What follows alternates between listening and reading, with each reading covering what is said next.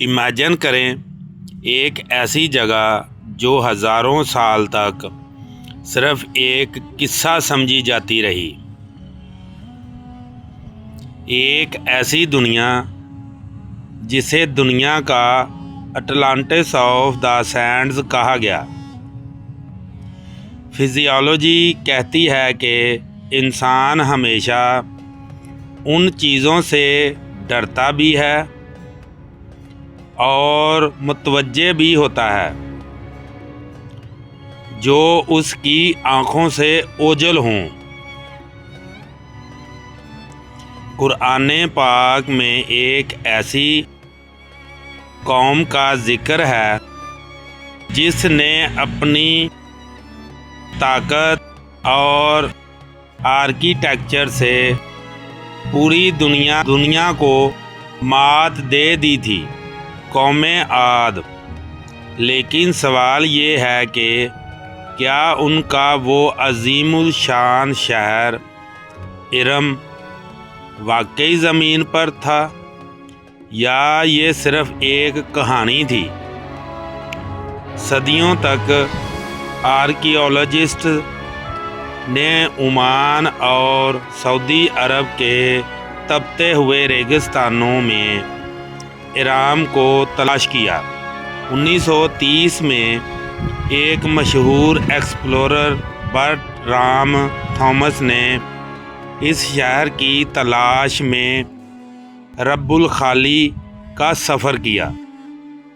یہ وہ علاقہ ہے جہاں دنیا کی سب سے زیادہ گرم اور خشک ریت پائی جاتی ہے۔ وہاں کے لوگوں کا ماننا تھا کہ ریت کے نیچے ایک شیطان کا شہر دفن ہے۔ آرکیالوجی کی دنیا میں یہ ایک جنون بن چکا تھا۔ ارم واقعی موجود تھا۔ 1990 میں دنیا حیران رہ گئی جب ناسا کے سیٹلائٹ چیلنجر نے ریت کے نیچے دبے ہوئے کچھ پرانے راستوں کا پتہ لگایا۔ یہ وہ کیمل ٹریکس تھے جو صدیوں سے دبے ہوئے تھے، لیکن سیٹلائٹ کی ریڈار امیجنگ نے انہیں دیکھ لیا۔ یہ راستے ایک ہی نقطے پر جا کر ختم ہو رہے تھے۔ وہ وہاں کی ایک چھوٹی سی بستی تھی۔ جب نکولس کلامپ اور ان کی ٹیم نے وہاں کھدائی شروع کی تو جو دریافت ہوا وہ تاریخ کا رخ بدلنے والا تھا۔ کھدائی کے دوران وہاں سے ایک قلعہ دریافت ہوا جس کے گرد 8 بڑے ستون تھے۔ یہ وہی ارم ذات العماد، دا سٹی آف پلرز کی نشانی تھی جس کا ذکر قرآن پاک نے 1400 سال پہلے کیا تھا۔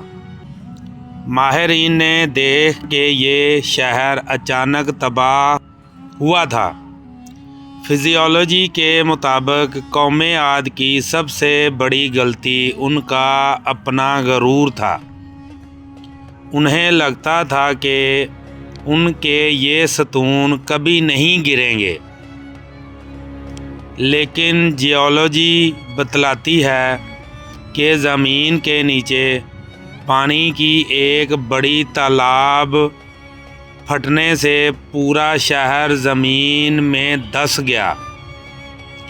کچھ لوگ کہتے ہیں کہ ارم اس سے بھی کہیں زیادہ بڑا اور عظیم تھا، جو شاید ابھی تک ریت کی صدیوں پرانی تہہ میں کہیں چھپا ہوا ہے۔